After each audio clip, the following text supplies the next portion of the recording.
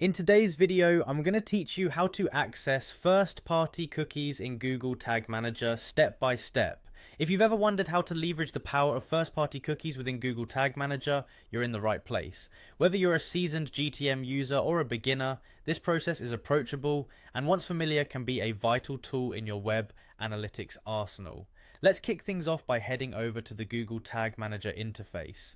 This is where it all begins. Once you're there, navigate to your desired container. The container is the heart of your GTM setup, where all your tags, triggers, and variables live. Make sure you're in the correct container by double checking its name. This ensures that the changes you're about to make will apply to the right website or app.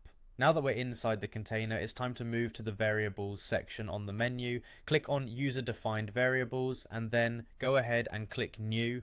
Here we embark on creating a new variable that will serve as a bridge between your website's first party cookies and the GTM ecosystem.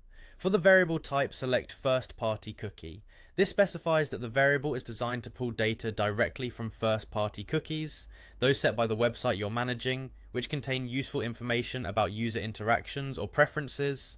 Next, it's crucial to enter the name of the first party cookie you want to access. This field is where you tell GTM precisely which cookie you're interested in tracking. Make sure the name matches exactly to avoid any discrepancies that might cause the variable to return empty values or errors. With that input completed, your next step is to save this configuration by clicking the Save button located at the top right of the screen. This crucial button locks in your new variable settings so nothing is lost. However, before you finalize everything, make sure to give your variable a descriptive name. This name should be clear and concise, enabling anyone on your team to understand its purpose at a glance without needing further explanation. Once you've settled on a descriptive name, hit save once more. Now comes the exciting part. Using the newly created first-party cookie variable in your tags and triggers.